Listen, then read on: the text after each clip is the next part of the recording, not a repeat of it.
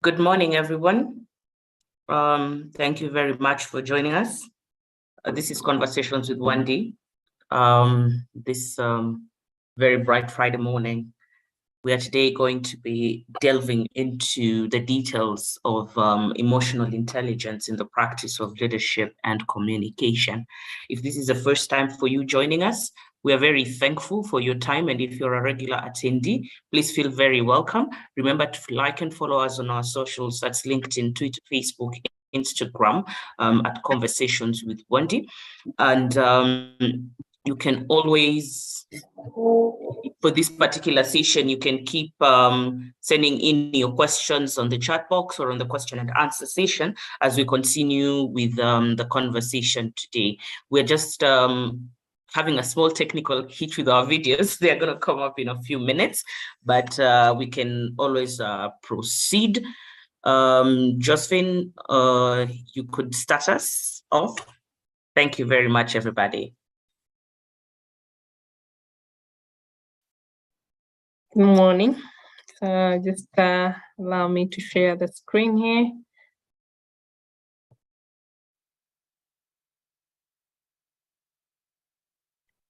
Good. All right, good morning, everyone. My name is Josephine Wawira. I'm a communications lead at Conversations with Wendy. It's a pleasure to once again have you today at our webinar. And this month we are looking at emotional intelligence in leadership and communication. Quite timely that we are doing this while we are still dealing with the elections period, a lot of emotions in there. So I believe that we are all going to have a fun conversation today. Feel free to chip in, to raise your hand once again, to chat in. And remember, we are also live on YouTube, and we are also recording this conversation for reference purposes. So feel free to join the conversation. It is an interactive session, so it's not more of a presentation. We are just having a discussion, conversation as we go by. Once again, I'll just take it back to Wandera Kweyu, who's going to take us through the first part. Karibuni sana. Alrighty, thank you very much, everybody. Once again, this is Conversations with Wendy, and we are talking about emotional intelligence in leadership and communication. So we are going to start just demystifying into very simple words what exactly we mean by emotional intelligence. I know this is something that has been said in very many quarters, and there are very many explanations that have been given into it. But from where I sit, a human being is an emotional being, and there is nothing wrong with that.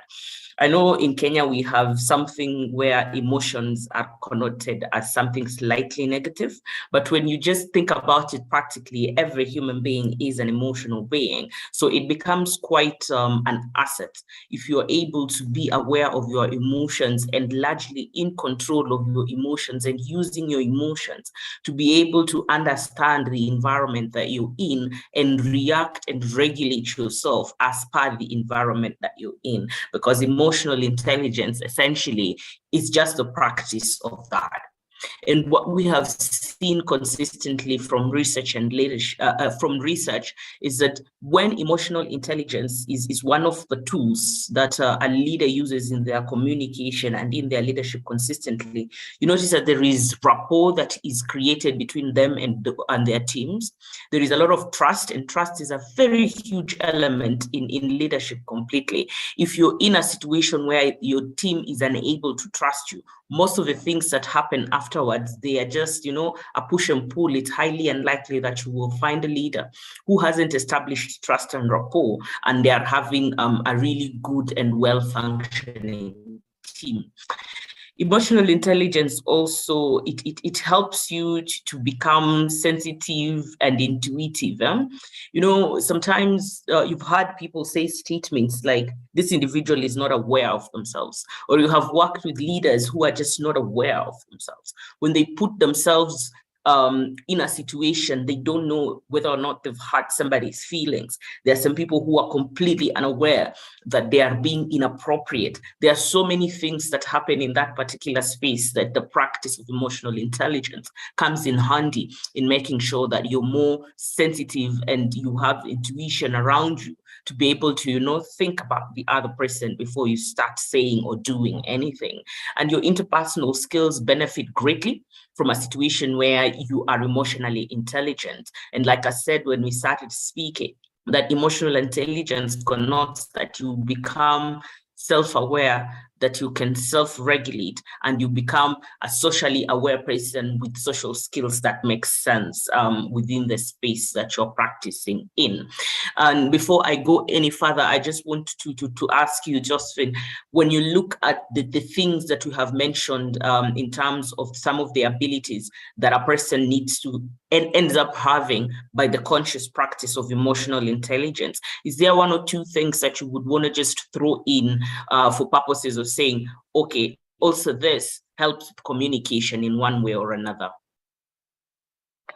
Have you just ever had that moment when you feel, different emotions? And when we talk of emotions, they're not only the negative ones, they are just also, those positive emotions that you have: excitement, appreciation, and engagement, or even the negative ones, anger, frustration. And you just don't know how to deal with them, and you feel this, choke on your chest that it's not just going. Those moments happen to all of us in one way or another, or at one time or another, whether you're in a leadership position or whether you're just an employee, or it's just in the other normal relationship settings, whether with friends, families. Those emotions are with us everywhere we go, every day, and in every situation that we deal with in a day-to-day setting. And it's just, one day, like you said, having those, even before you go to the interpersonal skills where you're able to express yourself, having those, intrapersonal, the intrapersonal ability to sort of analyze and understand your emotions and know, this is how I feel, and, and this is how I am able to express myself.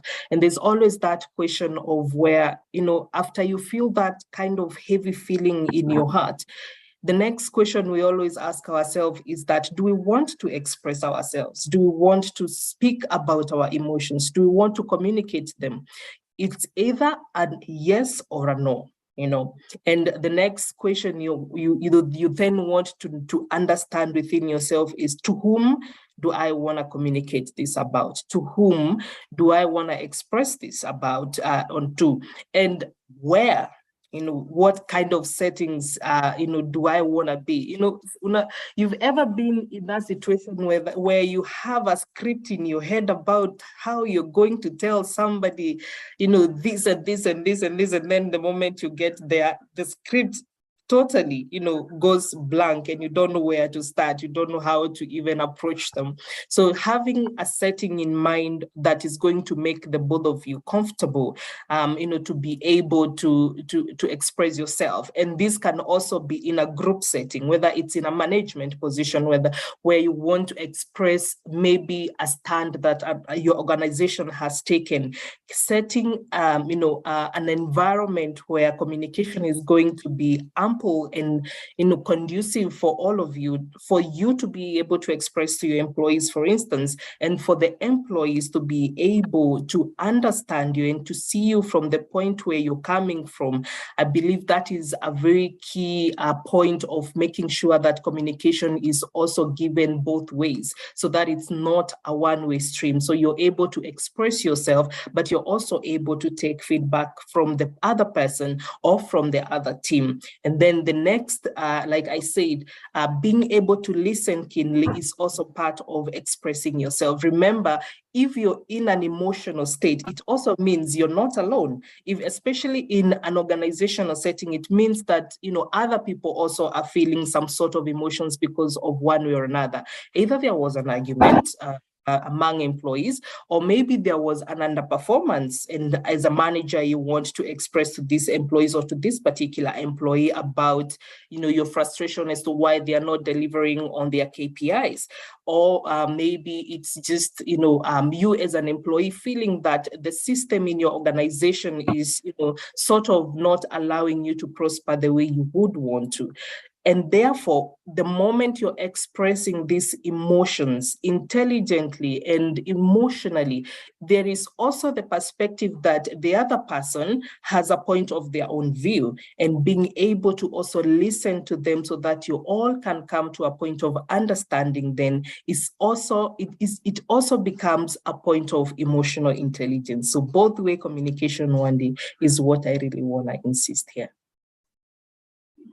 All right, and I see Josephine has put up quite a number of issues, of things that we need to be able to consider when we are talking emotional intelligence. And there is a rough structure that is coming out clearly right now on what emotional intelligence really is, which takes us to our next point, where we want to understand exactly when you're in leadership or when you're just self-leading, what does emotional intelligence look like as a competency? How do you practice it? How do you know that now I am practicing emotional intelligence? So let's start by looking at who is an emotionally competent leader. What do they look like? And remember, when I'm talking about leadership, I'm also in talking about self-leadership. It just doesn't have to be the leadership of an organization or the team, because you can also lead yourself as a human being. Yeah? So look at social intelligence first. Look at personal intelligence, personal understanding, and think about it when it comes to the issue of emotional intelligence. So I'm going to break this down into two factors, where we're just going to start with the personal domain now. Just give me a second.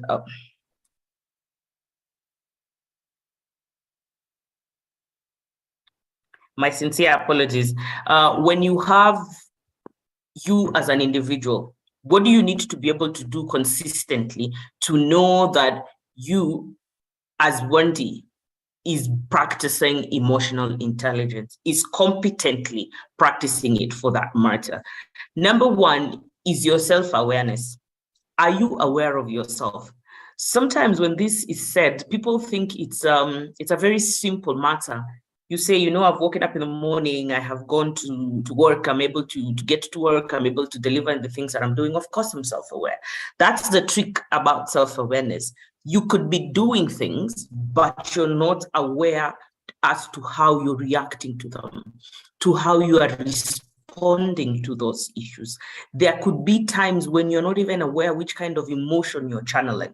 If you're an avid reader of the practice of emotional intelligence, you will realize that one of the things you're able to do, the more competent you become in this practice, is the ability to actually intentionally channel the emotion that you want to feel on that particular day, the emotion that you want to take into a conversation. This connotes that you pay deep attention to yourself so that you become fully aware of the things that you do when situations come around you. And what are the things that can help you to become more self-aware? Like, for instance, you need to be able to pay attention to your physical signs. Sometimes when you've been listening to how effective conversation goes on, you've heard consistently that you need to listen beyond what is being said. That's where you hear something about people's body language. You hear people's facial expressions. You hear about when somebody hesitates before they speak, or when there is a laughter, there is, maybe some tears in the middle of a conversation. The bigger thing is to always ask the person you're talking to, I noticed there is a change in your reaction. Would you tell me more about that? Don't just assume because I'm laughing nervously, I'm agreeing with you. And that's when it comes to another person. But when it comes to yourself, are you aware? I've always, if you've ever come into any of my coaching sessions, I tell my coaches to consistently be so self-aware that they can be able to name and that emotion they're going through. Because the interesting thing about naming your emotion is that you will be very able to now on that emotion. Like when you're feeling that you're angry and you've been so self-aware that you realize, I am angry. These are some of the signs that occur before I get into a rage. You can be able to say, Wandi, we are experiencing anger right now, and anger, we have dealt with you this way. Therefore, you have skills that are able to help you now get into the other part of the personal domain where it goes into self-regulation. You remember we said, personally, you need to be aware. And we have just spoken about in very light details how you can be self-aware. Now, once you're self-aware, the next thing to do is to be self-regulated. Once you have a lines that I display before I get to that space, once you're able to say something as simple as, when I'm speaking to myself like this and this is normally what is happening. When you're placing around yourself some mental images, when you're aware that when I am acting like this, this is the emotion that I'm dealing with, then how do you self-regulate to make sure that that emotion becomes something that you can use to your own advantage, something that you can use to help your environment become more friendly and suitable for you to be in it at that point? Things like logic. For instance, when you wake up in the morning and you're going into work and you're nervous about a presentation that you're going to make, and you're thinking, okay, maybe I'm going to get in front of people and flake out, and I'm not going to be able to answer these questions, or maybe they will ask me this. As you notice, some people might have the raised shoulders where you're sitting at attention in a spot where you're feeling, okay, now I'm feeling very alert. And then now you start talking to yourself. You can hear yourself say, I won't be able to do this. This thing is going to be so hard. Then you start putting these mental images around you where you have already failed. And there is a group of people that are looking at you and they're wondering what is happening to you. Now you see that self-awareness without the practice of emotional intelligence can go south real quick. But when you're self-aware clearly and consistently, your next step is to wonder, how am I going to regulate this fear that I am having? Number one, just be logical about it. Sometimes our brain overruns and things become really big when they are not actually big. But when you go straight and just use logic, Wandi, am I prepared for this conversation? Yes.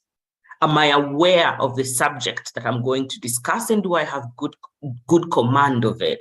Yes. Am I able to allow my command or understanding of a subject to be used, to be questioned by other people? Am I able to give responses to those questions that would make the discussion interactive? Yes, I am. And then, you start noticing, then there is really nothing to fear. And because I have nothing to fear, I want you to believe that this is Wandi that is prepared. This is Wandi that has a deep understanding. This is Wandi that knows exactly what she's saying. And this is Wandi that can be able to deliver on what it is that I'm going to present tomorrow. You can also go back and remind yourself, Wandi, last time when this happened, I was able to learn about myself XYZ. And this learning has helped me to be better in. So if last time I went ahead and was shouting and screaming at people, I'm able to correct that inappropriate sense. And ladies and gentlemen, this is how on a personal space, you can be able to use self-awareness to walk you straight into self-regulation and making sure that in the presentations that you're making, in your interactions with people, in your interactions with yourself, you are emotionally intelligent and you are using your emotions currently as you are to help you move towards a direction that is useful, move towards a direction that is fruitful, move towards a direction that ensures your mental health, ensures also your physical health. When we speak about the personal domain on matters leadership of self and leadership of teams, this is what needs to come into play. And Josephine, when you're speaking about the personal domain in this sense, what are some of the communication pointers that you can be able to give us to consistently remember that, okay, this is how I've presented myself, yes, And because I am like this, I can be able to utilize X, Y, Z to improve my communication as a leader of self or as a leader of teams. While you're speaking, something just crossed my mind, and it's also good for us to understand that sometimes, communication is also not saying anything, It's when you say that, we talked about body language also, you don't necessarily have to say it out loud for you to be communicating. You could be communicating with your actions, all right?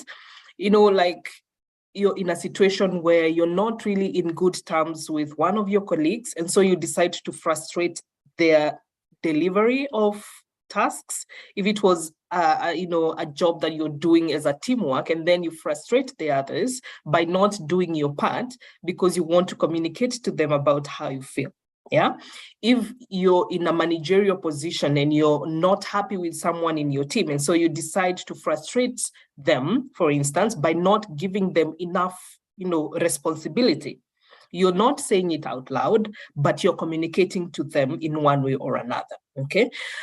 And I also want to bring out, that there what we call apathetic communication. You're not being empathetic at all, especially, where in a situation where you're exaggerating everything, for instance, something that was pretty tiny and could have been sorted out in a very simple manner. When you just talk to the other person, tell them what you're happy about and what you're not happy about.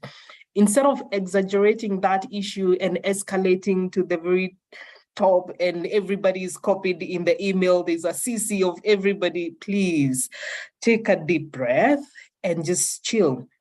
Just understand, like what Wendy said, understand your feelings, all right? I always say it's okay when you copy someone and everybody, when you're appreciating somebody, for instance, you're happy with your team or you're happy with your colleague, you feel free to copy as many people as you want, because you want to show the team, you want to show the world, you want to shout it to the world, whether you're doing it on your social statuses, on your LinkedIn statuses, just appreciate that person publicly, fine. But when it comes to the opposite, then, it's learning how to draw the line on when to shout and when to actually take it easy.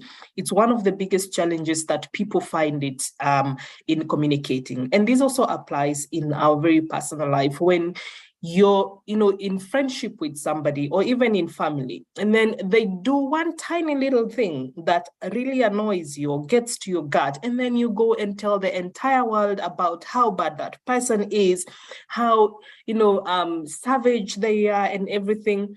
But the moment they do something nice to you, you don't even talk about it.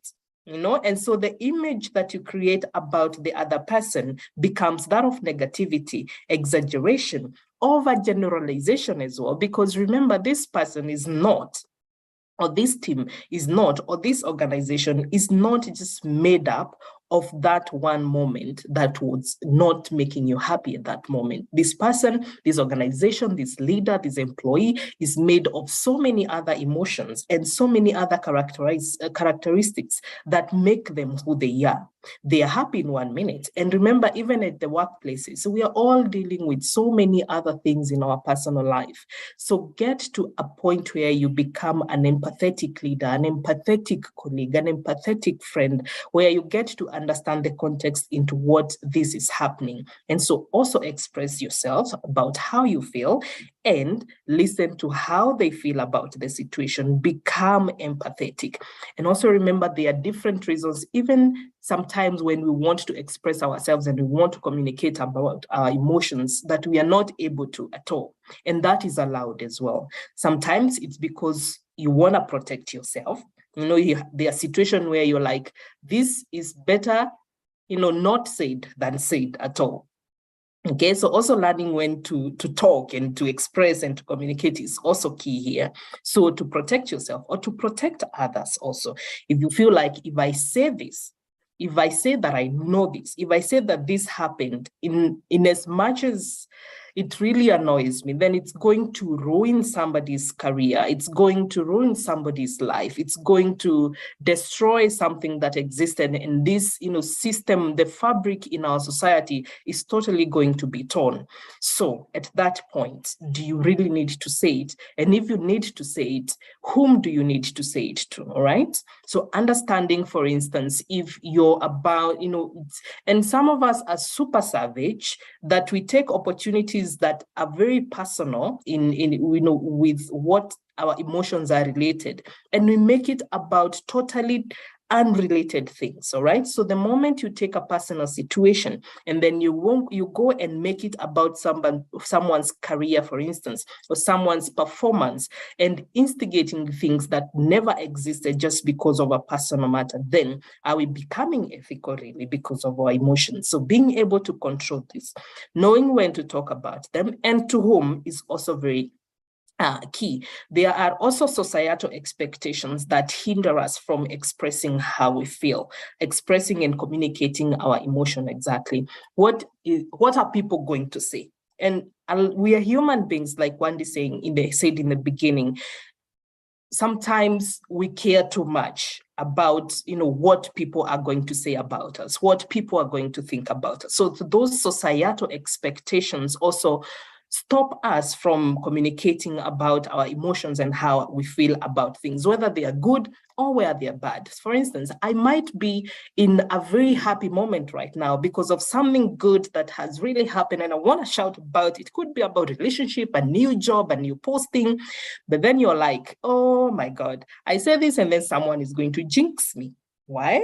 Because those are what, societal, in what we believe that is going to happen, or if you have had a past experience where you communicated too soon about something and then it didn't happen, and then people made a big deal about it. So protecting yourself and also societal expectations. We also have professional and social role. You may be in a position where you're like, as a manager, for instance, if I communicate this thing to my employee, it is going to affect or impact their performance, all right? So instead of talking to my employee, I would rather talk to my senior or my fellow manager, all right? If you're an employee in a team and you're like, if I say this to my manager, then it's going to affect the whole relationship about the team. So instead of talking to my manager, let me talk to my senior colleague at the same level as friends, where we are going to understand each other, understand our frustrations, understand what is paining the system. So that role that you play, whichever it is that, sometimes can stop you from saying things and expressing your emotions. And especially when the moment you start expressing them, then they're going to explode, because again, we are all human beings. Sometimes we take things differently and it's all allowed, all right? And then there's a silos mentality, organizations where I cannot share information from my team, the other, because of one reason or another, just as much as I want to. If I say, it's going to create another whole different conversation about who gave you the right to, for instance, why wouldn't you have shared this within us? Why did you have to take it to the other team? So there are different reasons why our communication and our being able to express, our emotions at any level of our life can be stopped. And also, and especially in an organizational setting, being able to draw the line. And this starts from the very beginning. The moment you start, even when someone joins that organization, being able to know what kind of a setting the organization operates. Is it an open door, as many say? But remember, some people just say it's open door, but it's really not, It could be open, your door is open, but the moment I get to your door, you're like, back off, get back to where you came from, So open door, if I'm able to walk into any manager's office, my senior, my colleagues, and, say this is not working, or I really like this, could we, move on to the next level? Could we, scale this to the other levels? Or is it something that I have to tell this person for that person to tell the other one to, I think that's what I have to add at this point. Yes, Josephine, I see those are very valuable points that you're speaking about. And I just noticed also on the chat box that you need to be able to activate everybody to be able to chat with us. So please remember to just, you can type your question in the question and answer session. You can always chat with us or raise your hand and you can be able to unmute you so that you can ask your question. Remember, our chat box is now being opened and your question and answer sessions is always available and we can be able to now speak to everybody. I see there's a question here from Nicholas Mutahi where he says, Mutaiti, sorry, how about when you are so good and empathetic, but people tend to take advantage of the goodness and the niceness? This is a very, it's a very common question because every human being in nature, we have an individualistic nature. There is the self-survival is the thing that we go towards consistently. We notice that we can't just, get to a space where we say, okay, I'm going to deal with other people the way they want to be dealt with. We have this understanding that it is about me and people should deal with themselves the way I want to be dealt with. And you can't find that people sometimes are able to take advantage of you and of how well you're able to protect yourself, right? So this is where the next slide that you're going to talk about now social awareness, how you're able to deal with maybe yourself. We can take that raised hand from Jason before we go to the next one.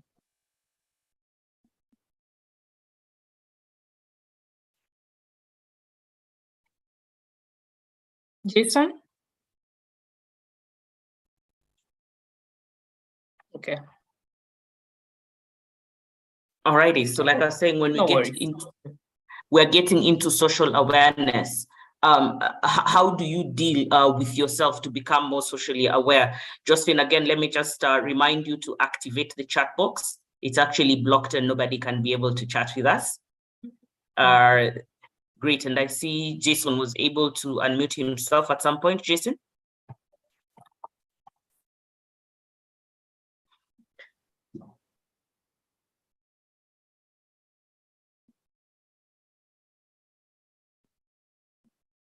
Jason and Marcy, two more have their hands up.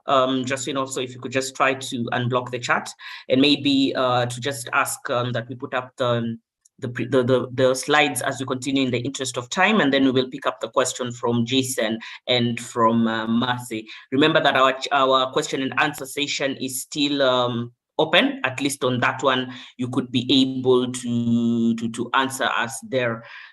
To speak to us there. So we are going into the issue of relational awareness, because we've spoken about how you're able to understand yourself and deal with yourself. Now, how are we able to go into the matter of relational awareness? Again, Josephine, one more reminder, the chat box is blocked. We need to be able to unlock the chat box so that guys can be able to chat with us. Now, when we get into matters relational domain, what exactly do we mean by relational domain? Let me just recap one more time and say that you need to first be self-aware, and then you need to self-regulate. With this self-awareness and with this self-regulation, what happens in those stages? In self-awareness, you need to be able to pay good attention to your physical signs, good attention to how you're speaking to yourself, good attention to which mental pictures you're putting around yourself. Then when you go into the regulation of yourself, you can now start looking to use logic. You can motivate yourself. You can be able to learn and manage the emotion that you're having. And then you can be able to consistently, from experience, correct the responses that you've been having in a particular situation. But now that you yourself is emotionally ready to walk into a situation, what do you need to know about the environment that you're in? And this is our relational domain. There are two things that need to be you need to be quite conversant with as a leader of self and as a leader of teams. And this is social awareness. The social awareness comes into your understanding of other people's feelings. You know, when you speak to somebody, their body language, that's the way you are able to be self-aware. Their body language, what they are saying, the mental pictures they are having are quite important for you as a communicator, for you as a leader, to make sure that you're consistently aware of it as you continue with any type of interaction that you're having with a situation. Like when I was speaking and said, if you've ever been in my coaching class, one of the questions that I consistently ask is, I noticed that there has been a change of emotion right here. Would you please explain to me why this is? And it comes on different issues, because when you are listening, you're listening to even that which is not being said. When you notice that your audience is becoming, let's say, more attentive, you can see interaction. You can see somebody draw back, you know, inhaling, deep exhalings, nervous laughters. Other people can cry. Other people will want to cut in and tell you something else. You need to be able to understand what they mean by that change in emotion, because that understanding of people's feelings helps you to really channel your emotional intelligence and put it as an asset. When you're able to demonstrate empathy towards others, just that this is what Josephine is saying, and we're going to talk about it when we get to psychological safety. Empathy towards one another is a really big issue, where you're able to now put yourself in their shoes. Once you're in their shoes, you're saying, okay, this person, this is what they could be going through. If I were going through this, I would want to be treated in this particular manner. And since this is not me that is going through this, it is that particular individual, you need to ask, consistently ask. Is there something that I can do to help you with this? Are you okay to continue with this particular issue? Is it right for me? Is it okay for me to pause this conversation at this moment? Be empathetic, ask, listen, and allow that person that you're speaking with to join your conversation. And make sure that you use your social perception. What are you perceiving? What are you perceiving? Are you seeing somebody being combative? Are you seeing somebody just, you know, drawing back in? What are you perceiving? Using that perception helps you to become socially aware. When you're socially aware, you can then now employ social skills. You can then now employ the social skills that help you to deal with a particular situation. Now, this is how you start saying, focusing on your teamwork. How is the delivery happening? How are the relations within the teams coming along? You can develop strong and supportive bonds. You start answering, why are you feeling this way? How can we assist you? This conflict occurred. Do I understand it? Did I give more feedback to it? Did I deal with that situation appropriately? And get involved. Don't be that leader who comes into a meeting and says, good morning, everybody. I hope you're keeping well. And they continue with everything they're doing. You know, they're just saying because it's social courtesy. You need to be involved in your situations. You need to be involved in the things that are happening to your team members.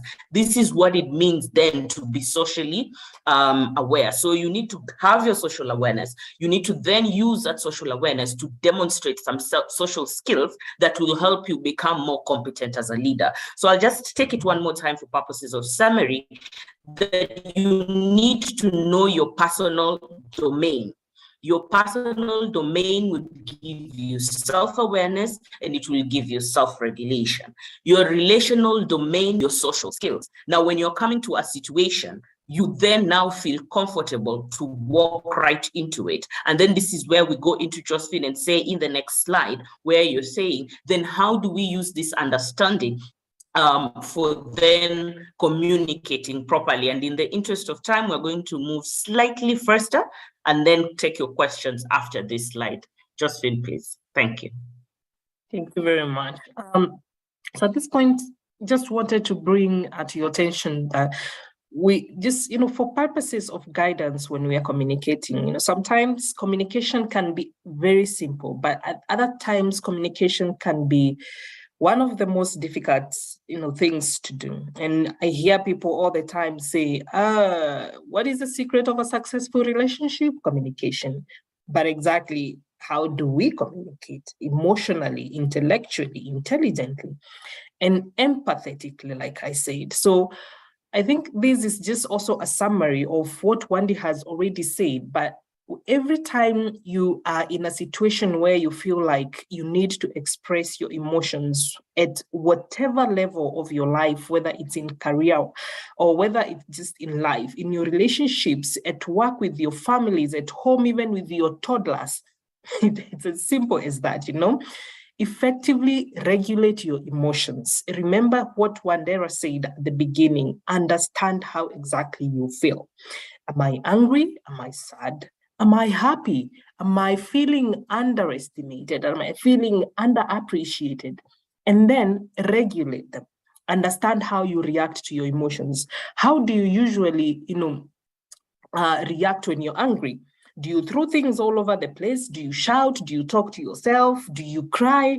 How do you react when you're happy? Do you shout? Do you call everybody? Do you jump? Those things that you do when you're feeling emotional at whatever level. Do you write an email that, is just spitting words to everybody, or do you calmly take your time, for instance, to think about it, to regulate your emotions? And this is one of the biggest, ways of, communication. Take a deep breath. We always say, and we have this rule at Conversations with Wandi, before you express any emotions, just take like a 10 minutes break. Just do not respond to anything immediately. Take a 10 minutes break, regulate how you feel, and then you can communicate. You can express how you feel. All right. And then assimilate those emotions in your thought. And assimilation is, just knowing that you're not just feeling them, but you're also putting them in your mind, and you're also appreciating exactly that you're a human being with your emotions, that other people are human beings with their emotions. So having this in your mind and in your thoughts, and then being able to assimilate those in every way that you react, how your body reacts, how your face moves when you're angry. Do you clench your teeth? Do you hit the walls? However your body reacts, because remember, some of these uncontrollable, they are emotional feelings, they are chemical reactions in your body, and every one of us have different reactions as to how we express our emotions. And then perceive them, express the emotions. And remember, sometimes I said, you need to ask the one big questions. Do I want to? Should I express my emotions? If it's a yes, then go to the breakdown of to whom, when, and under what settings. And then if it's a no, take a minute to, just exercise what Wandi said before. Internalize those emotions, and have what we call the self-talk. Just talk to yourself, make yourself understand exactly how you feel and how you're going to communicate that. If it's even to your investors, sometimes things go wrong and you're not meeting your expectations to the investors, to the shareholders. How do you express those emotions? Because remember, even as a leader, you're an emotional leader. Nobody is made of stones. It doesn't matter whether you're the president or the CEO or the director, or you're the HR manager at an organization. At the end of the day, you're a human being. And that is what we want to look at, each one of us first. Before we are employees, before we are managers, before we are leaders, first of all, we are emotional beings, and we have feelings. And so even at that point where you're like, I have no idea how I'm going to make payroll this month, or I have no idea how I'm going to communicate that we are, laying down employees, feel that frustration, and then come up. And sometimes just remember, you don't have to do things on your own at all. You don't have to carry the burden on your own. If you're at that position and you feel like this is really bringing me down, go to somebody who you can talk to and tell them, I know I really need to do this, but I need someone who understands me from my point of view. So I need help. I need, before I go and sign that, letter that, we have to let go so and so because of reason 1 and 1. It weighs down on me as much as it weighs down on everybody one day. Yes, Justin, and those are very valid points that just, help to be able to summarize what we've been talking about, from how to be emotionally competent with your own awareness, with your own regulation, with your social awareness, with using that social awareness to enhance your social skills. And now we are here speaking about how you can be able to consistently, not just in any given in at one point or immediately after this webinar. What we are saying is that consistently you can use the model that Justin has just spoken about to run through your everyday before you are able to do something. If you've ever worked with me or I have coached you at one point, there is something that I've always said: learn to get that email that rallies you. You know, that one when you look at it and you just want to write to the whole world, or that phone call that comes in and you just want to pick it up and scream at the top of the mountain. Get it, read it, breathe. Ask yourself, how am I physically responding to this? How am I speaking to myself right now? What mental images do I have around me? Logically, what am I able to do in this particular situation? And because I am an emotionally competent individual, both in self-leadership and leadership of team, I can be able to do this. I know that this is anger, or this is jealousy, or this is rage, and I have dealt with it before. I have gone ahead and said, last time my negative reaction was writing to the whole world, was screaming at the top of my voice, but now I have learned, because I am looking at the environment that I'm in, and I can be able to perceive that this person realizes they want to hurt me, and I want to empathize and understand. Instead of saying, why do you want to hurt me? I would wonder, are you all right? Is there something that I'm missing that is causing this conflict? And I will use my own perception to make sure that the questions I have asked, the way I have tried to dissipate that conflict, is actually helping in that particular situation. And this is when I will put in my social skills, where I'm able to use my understanding, to use the 4-point method that Josephine has been talking about to answer the questions that you have been having. Now, I see that there is a question from Chris Mukabane that says, do we equate elements of emotional intelligence to skills, to success? Absolutely. Let me give you a good example.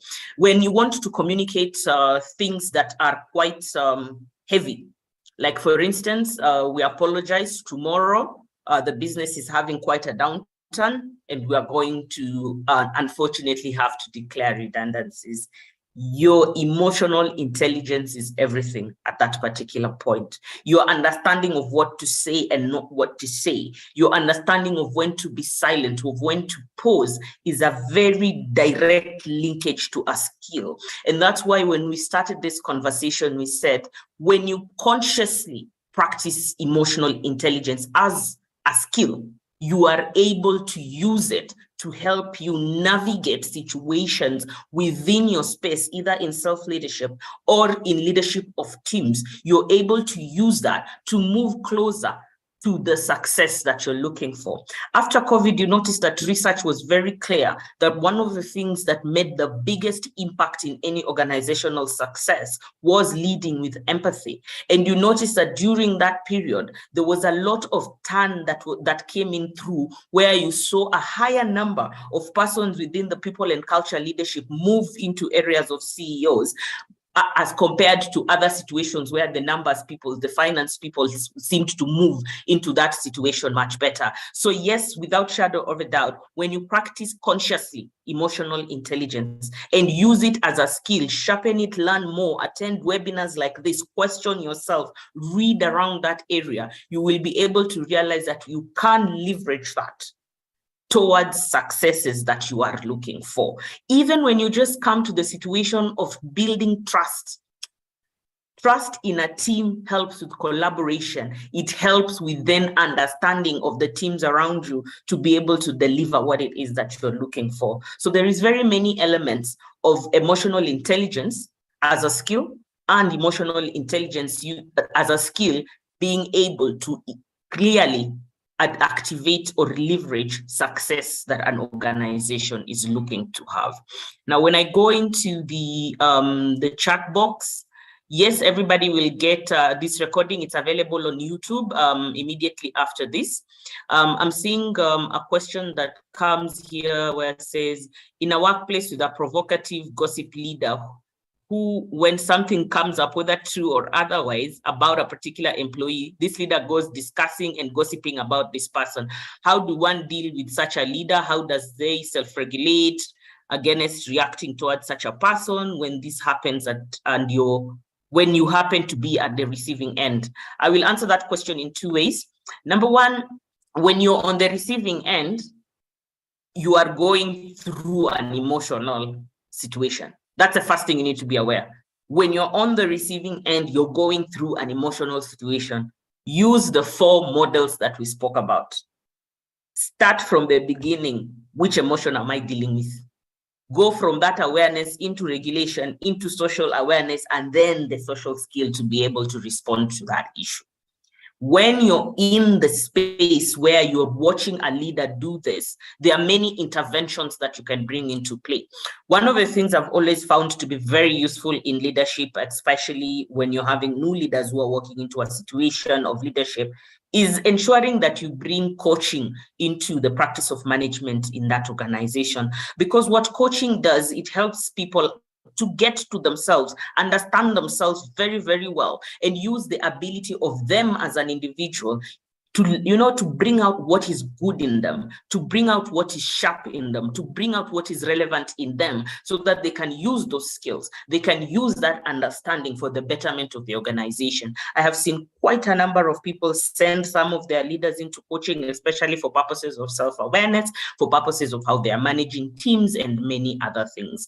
If you're in a situation where you're not able to take somebody into coaching, you can recommend conversations like this one. You can recommend other learnings for an individual, or if you're able to have a value conversation with this individual that will trigger them to want to walk into the journey of self-awareness, that would be the best space to start the conversation in.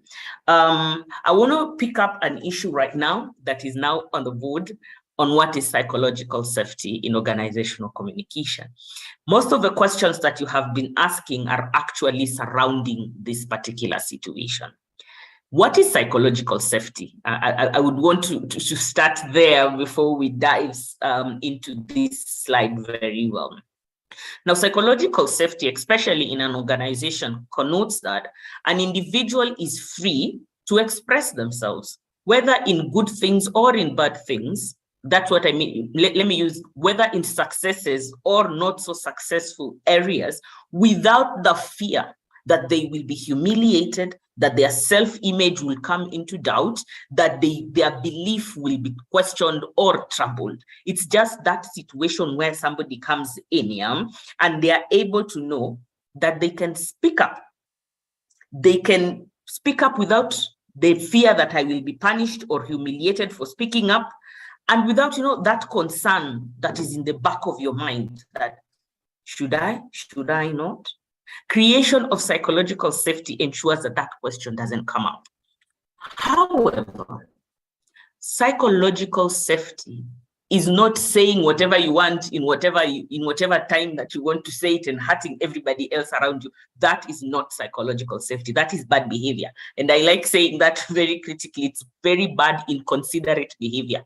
Psychological safety means that you are first emotionally intelligent, where you have gone through all the things that you have, the areas that we have spoken about. And this is why the practice of emotional intelligence is important, consciously and as a skill. Because once you're able to understand yourself, you've regulated yourself, you're socially aware and your social skills are sharp. If you're put in a psychologically safe zone, the chances are that your reactions, your statements, your communications are going to be those that are coming from an area of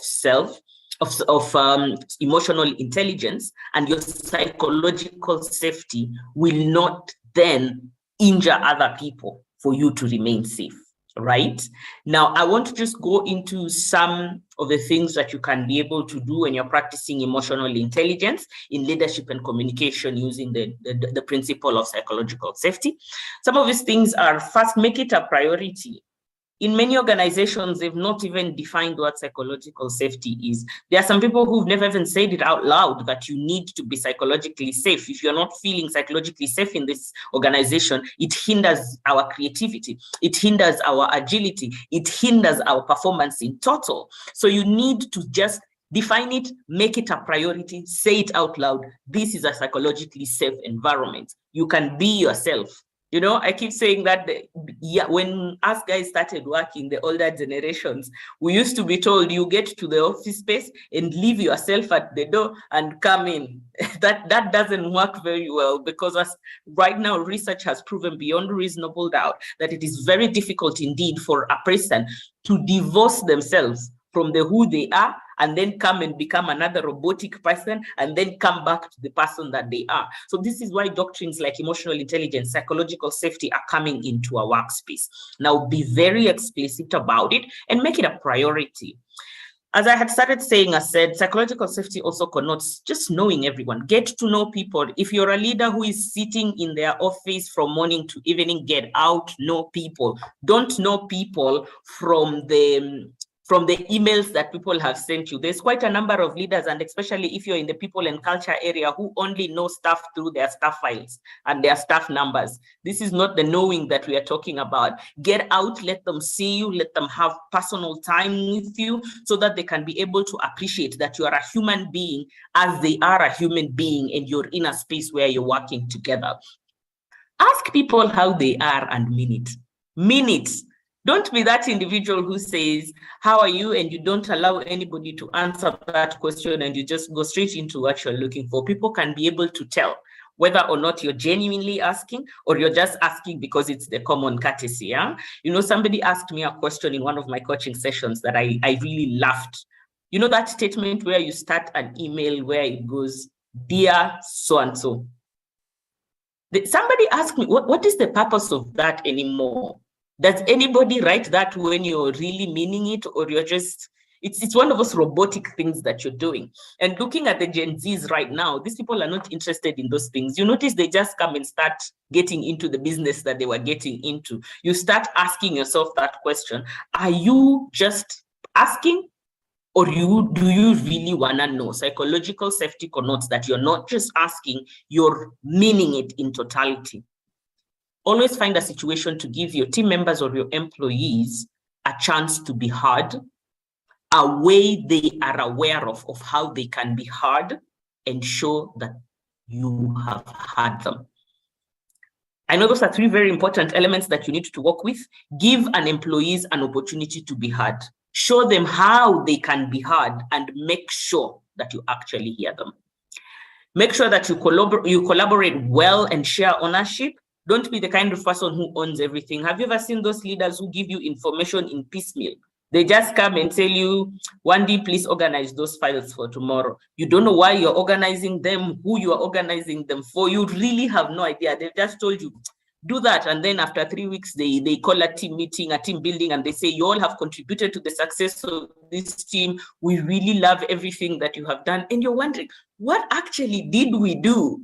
Collaboration means that you're able to tell everybody what it is that you want to achieve, how you want to achieve it, and how their particular contribution is needed into that particular area. This is collaborative and shared ownership. Verbalize appreciation of both team and individual efforts. Don't be that leader who always says, good job, team. And when you know that it is, had it not been for the extra work that Josephine had put in, you would not have been able to get there. So, say, team, we did great work. And I have to recognize specifically the work that Josephine did in this particular area that helped us to reach this particular space. So verbalize your appreciation of both the teams and individuals.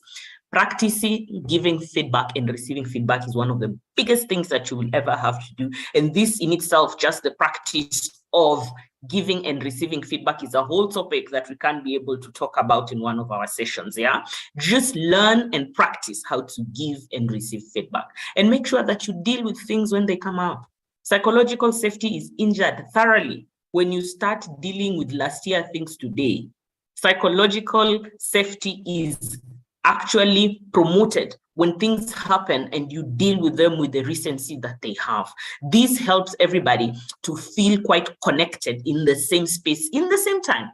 And then you don't keep worrying, when will that thing that I did yesterday come up? If it comes up, what am I going to do? But you see, if it comes up and you deal with it right there and then, it really helps you. And you notice that quite a number of people are now practicing what we call radical honesty in different situations in the workspace. That really helps. When you are giving feedback in the belly, when things are coming, you give feedback in the belly, not in the back, yeah? When things are happening, you're talking to them right there and then and saying exactly what it is that has gone on. That's feedback in the belly, so that they're able to take it. Feedback in the back is waiting for when somebody has left the room and then you discuss about how not well they have done their work, and you say, okay, we will think about how to tell them. This is where now dealing with things when they come up now becomes an issue. You're saying, we will figure out how to tell them during performance appraisal. That does not promote psychological safety. And Josephine, as I've just spoken about these issues of psychological safety in organizational communication, what are some of the pointers that you would want to add into that particular conversation before we pick questions from the team? I think I can just take that question with the final slide so that we just finalize it one. And I just, as you were speaking, some scenarios came to mind. And I was wondering, have you ever worked in an organization for so long and then your CEO, your director, your chairman, live around the chairman, depending on what kind of organization or structure you have, meets you one day and asks you, who are you? And you're like, what do you mean, who am I? As in the person I am or my name? And because you're like, I've worked for this organization for 5 years and you don't know I am your employee. Those leaders who never show up anywhere. They are never in meetings, they are never in team buildings, they don't actually know who they work for. And that's how I usually say, in a very subtle manner, that, we have leaders, which is unfortunately, who are just, their employees are there to keep them at the top, which is quite unfortunate in today's time and age, where emotional connection defines exactly how organizations perform, Or have you just had that person who shows up in the office and the mood lightens up, who is going to take their time, not to just, walk through past you to their office and lock it and move on like nothing or anybody else is around them, but who is just not even going to stand and say hello or good morning, everybody. Someone who takes their time. It doesn't matter how many they are, because this is actually part of, it's not even, I like to see it as part of the work we do. If you're a leader, this should be part of what you do. You should feel compelled to do it as part of your leadership traits. Take your time, go to each one of the employees or the staff in the office, and just, like Wendy said, ask, how are you? Genuinely, not ile obligation. And you have no idea what those very seemingly simple acts of kindness, of empathy go towards creating that relationship in the organizations, in the offices. You even, when you're doing your work, you feel appreciated. It's not even because you were given a bonus at the end of the month or end of the year. It's just because you feel somebody, and remember, leaders sort of represent the organization entirely. You work and you feel, I am seen, I am appreciated. And that kind of, communication has two-way impact. And by two-way, I mean the communication, when it happens, it has its impacts, all right? It has improved performance. For instance, like I said, when you feel appreciated, when you feel seen, you then work not because you're there to just complete your tasks, but you feel as part of a team, you feel as part of a family. And then you have that better employee and employer relationship that then is also felt in your business output at the end of the month, at the end of the year. Remember, you have also better control of your emotions because the organization has sort of set that, environment where you can, like Wendy said, you have that, psychological safety that you can easily express yourself without being intimidated for that you can, say this is, I don't think this is facilitating me to work or to deliver on my objectives without feeling like this could be my resignation letter indirectly, or people are hard. Like I said, ask how people are genuinely. And this is not just for, hellos. We have organizations that have performance reviews every now and then, some too many, some too few, but some just the right ones. But what happens in those performance reviews, is it just your supervisor coming and telling you, you achieved this, you didn't achieve this. If you don't meet these targets by this, you're going to get a warning, blah, blah, blah.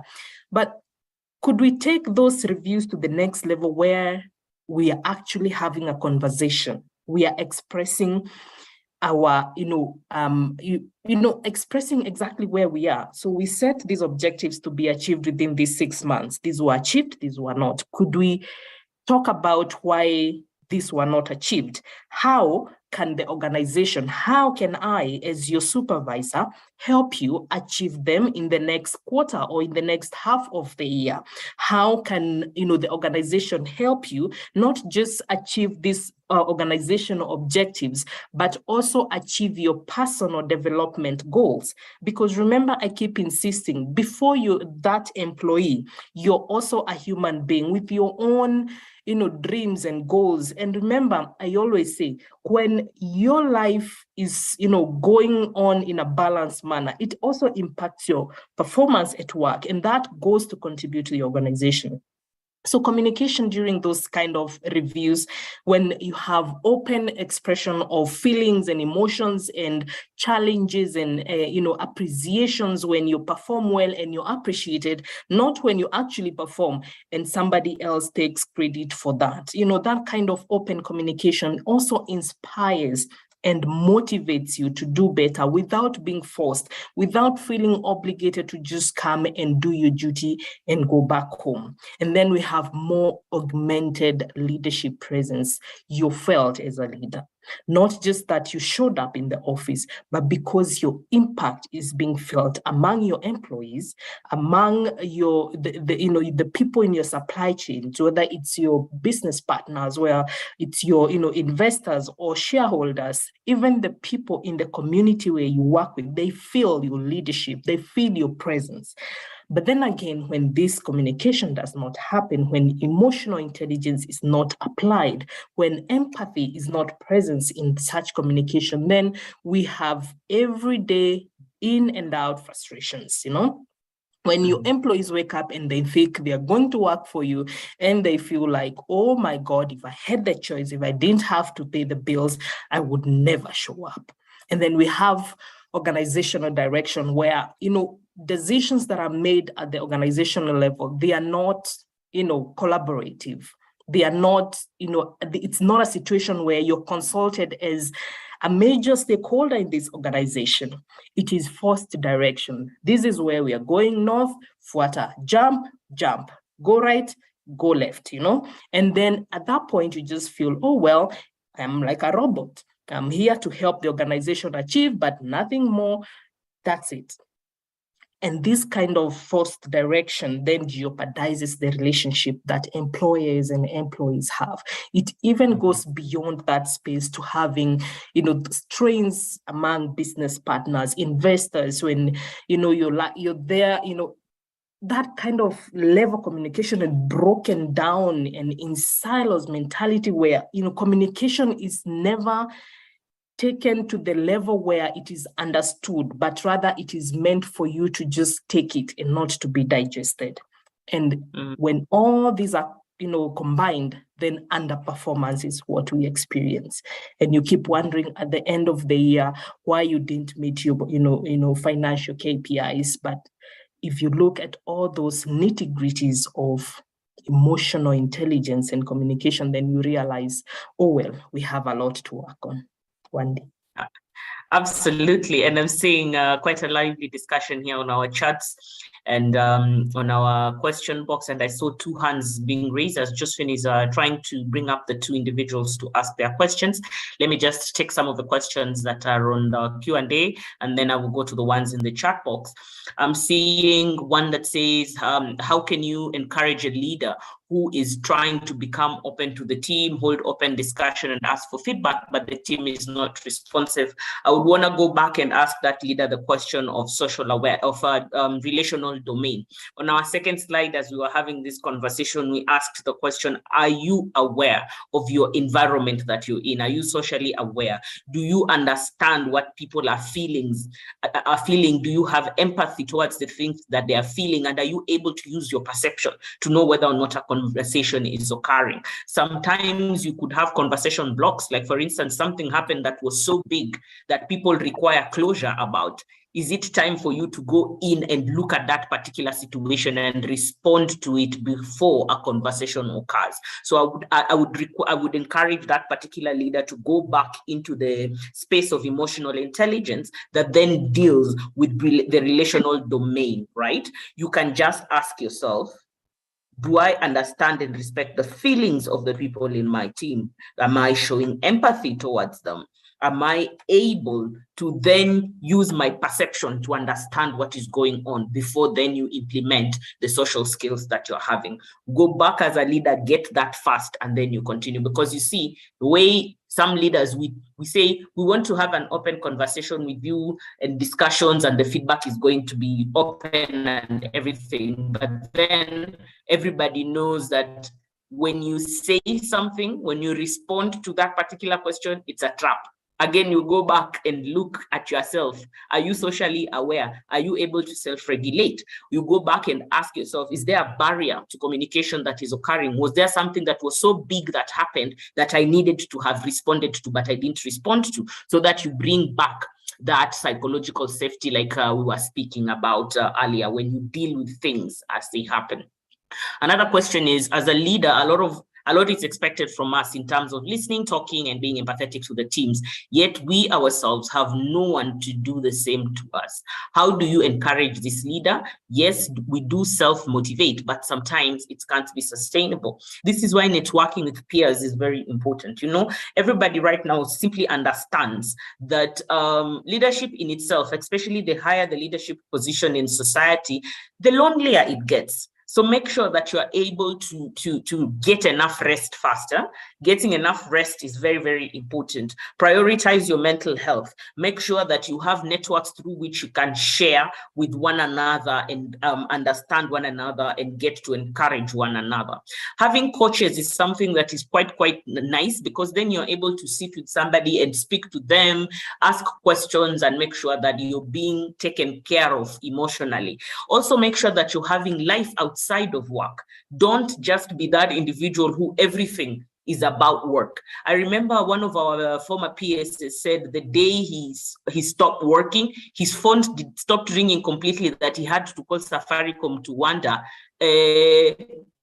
has something happened to my line? Because then that tells you that you have invested everything that you have in your work only. You need to be able to make sure that you're investing other than work. There is another question that has been given here. How do you handle leadership emotional intelligence in relation to leadership that is affected or more attacked by the tribal affiliation, where employees might feel our tribe should be the one leading us, mostly happening in less cosmopolitan areas where a majority of employees from one tribe? Here, for this particular question, I'll say first one of the things that you need to look into is the culture of the organization that you have. Have you been able to define what is allowable in the organization? What are you celebrating? What behaviors are you celebrating? What behaviors are you encouraging? And what behaviors are you punishing? What discipline have you given in that particular organization? What are your values? What is your original purpose? What is your core story? These are elements of culture that can be able to make somebody not come into an organization and want everything to be done about Wandi. You come into a place and you know that I've come into this place and this is how we behave when we are in this place. So that's mainly a cultural issue that organization is suffering from.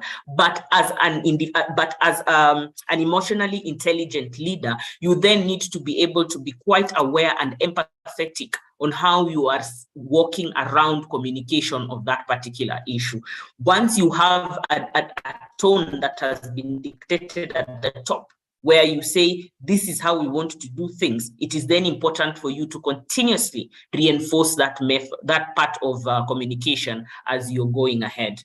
Before I take other questions from Tabitha, who has raised her, we'll take the question, from Tabitha, who has raised her hand, before we go into the questions in the chat box. Tabitha, go ahead.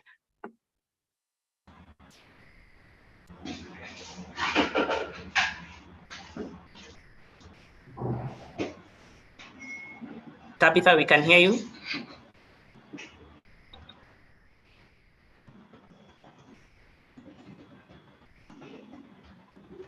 Tabitha?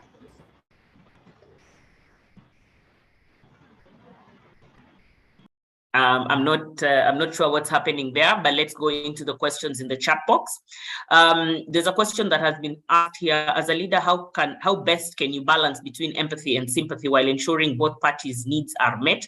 Since most team members might expect to be receiving sympathy from their leadership, otherwise they end up feeling that their leader is not the best for them. Again, this goes back into your culture. What is it that you're trying to appreciate? What are you rewarding, and what is it that you're punishing? Because you know very well that in situations where there is no understanding of what exactly needs to be done, you normally tend to you don't understand the line between sympathy and empathy. Because you see, let me give you an example. If somebody has come to the office and they have misappropriated funds, for instance, they went for a trip somewhere and they came back and they have spent, say, 200,000 shillings of the organization and they have not been able to refund that. Or I have come into the workplace consistently late for the last 5 days, or I just disappeared for like 3 days of something and I never discussed it with anybody. Emotionally intelligent leaders are the ones who are able to bring that person into communication. One, hear them out. Two, emphasize the message of the organization. And three, be able to reward or punish the behavior that is being dealt with. So here it's almost a practice of giving and receiving feedback, which I said is a whole new conversation that we need to have, because you can't tell somebody that which they don't want to hear in an empathetic manner and emphasize it as you are dealing with yourself in any given situation. I see here we say, how do we deal with a leader who tries to please everyone and in the process creates rifts, working conflicts, mistrust among other people? As a matter of fact, the leader is the one encouraging gossiping and creating more time rather than creating more rifts rather than relating to work, issues relating to work. I normally say again here, emotional intelligence needs to be practiced as an active skill.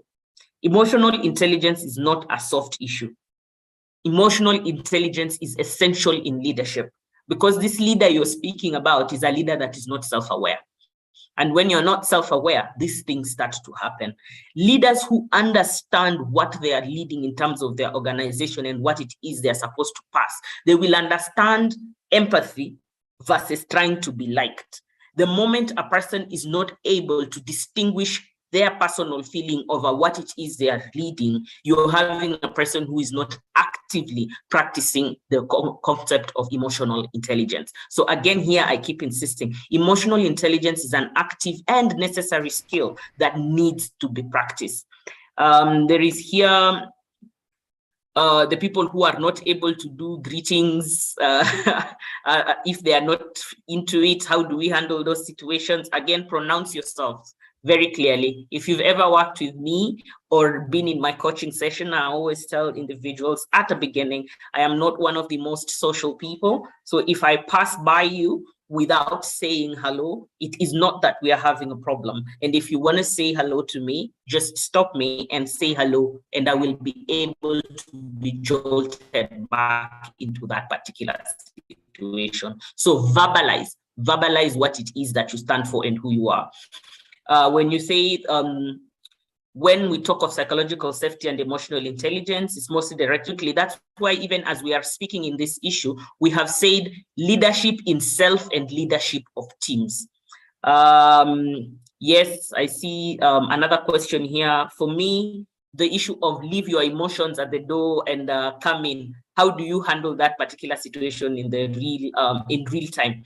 What I will tell you is, when you leave that emotion at the door and you walk into the office and you start reacting and you don't realize that you're reacting from that emotion. Like, for instance, you say, I don't want to shout at people, so I will leave my anger at the door. And then you come in and you notice passive aggressiveness starts coming at you. You know, you're better off walking with that emotion into the workspace and channeling and saying, Wendy, today you are upset because of something that has come from home. Please, let us become, now you're talking to yourself, let us become more aware when this anger pops up in this space of work that has nothing to do with it. So that when it pops up, I can logically tell myself, Wendy, this anger here is misplaced. And instead of me having a reaction like this, I will correct that emotion and have a reaction like this. This goes back into your self-awareness when it comes to matters, emotional intelligence. I'm seeing we have one more question on the chat box and we are slightly running out of time. I have been there where I have had to send 50 staff on redundancies and they felt that HR did not convince the management not to declare them redundant. However, this was decided by the management and there was no further negotiations. Yes, these are quite difficult situations that you have to just make sure as you're communicating empathetically, you're hearing them out, and we know how to be able to deal with those particular situations. I'm seeing some hands that have been raised. Josephine, I'm seeing one question that has been asked and we have exactly 3 minutes to close. I don't know how we'll be able to deal with that. Let me allow them to quickly ask. Caroline. Kindly, if I allow you to speak, just raise your question quickly or comment. Josephine and Wendy, good to see you again. My question goes to Wendy. Should an emotional intelligence leader give feedback in the belly or feedback in the back? Thank you. Absolutely in the belly. And that's why I said we need to be able to have this conversation on giving and receiving feedback. When you have created an environment where you're psychologically safe, where you've created a culture that is very clear on what it is that is rewarded in that organization and what it is that is punished in the organization. When you have gone ahead and talked about fully what is considered somebody who is performing and what is considered somebody who is not performing, it is very easy for you to give feedback in the belly, where you can come in and say, Wendy, you always come to work at 10. When you come to work at 10, you make everybody else late to deliver to this particular client who needs their goods at midday. This causes strain to everybody within the department, and we would want to not be in that situation again. So in understanding what it is this has cost the organization and your team members, are there some of the things that we can help you to be able to not get into this situation again? Or are you going through something that we need to be able to accommodate you as you're going through this thing, and for how long? That's feedback in the belly. Instead of going back and saying, this one is always late, she's always making everything late, we will tell her during performance review. This is what I'm saying. But Caroline, please remember there's a whole art towards it that we would want to have another conversation in this platform on how to do this. I'm seeing one last question. How do you become assertive without being misunderstood by your colleagues? Again, the environment counts. What's your culture? What behaviors are you rewarding? What behaviors are you punishing? What is performance? Where is the organization going? And what do we need to champion? Like, if we know this is a behavior that we punish, be very assertive about it. If we know this is a behavior that we reward, be very assertive about it. If everybody has a common understanding of what is supposed to be there, nobody will feel disenfranchised by that. But this again is a whole different conversation that we need to be able to have. Great. I think we just missed one question, and I can just, because it's a very general one for everyone as we close. Ruth is asking, does someone's personality inform what kind of a leader they are? Yes, indeed, it does. And I think we have addressed this as we went by. And the main takeaway in this case, or to answer your question, is understand what kind of personality you have as a person, all right? Because it's always difficult to separate, who you are as a person and what you bring to the table. So understanding and being able to express yourself so that, people do not expect different from what you can offer. Being able to say, for instance, like Wendy said, hey, do not assume that I don't like you just because I didn't say hi, but feel free to engage me because I'll always listen. But in cases where the personality is seriously affecting a leader's performance or a leader's, leadership ability, then remember again, coaching, engaging in sessions like this. And we are glad that at Conversations with Wande, we are able to provide platforms where we can have these conversations and discussions. And we also go the extra mile to, offer personalized, conversations and trainings and cohort learnings. And we will be glad to be sharing those with you on your emails. And remember, some of these things, leadership, personal development, are an investment. So feel free to go the extra mile, not just with Conversations with Wande, but with any organizations that you feel that is more comfortable for you. And we hope that we are that organization. Invest in your own growth, personal growth, career growth, to learn and to exchange and to hear from others. That's why we conduct cohort learnings where we bring people with the same interests in, for learning together and, have these trainings and or different conversations. And you can also call us in with your leaders that we can offer trainings for you or your employees at any level. Always open, info@conversationwithwande.org. You can find us on our website, conversationswithwande.org, on our social media pages, that is Twitter, Facebook, LinkedIn, and Instagram. And this recording, for those who are asking, is available on YouTube because we are recording live, and we'll also be sharing the presentation with you via the emails, but it will also be available on the website. Once again, it's been a pleasure. It's always a pleasure every month, last Friday of the month, always there for you. Keep it open, keep it daily Conversations with Wande, and it is such a pleasure to have had this conversation with you. Thank you all and goodbye. Lovely weekend ahead.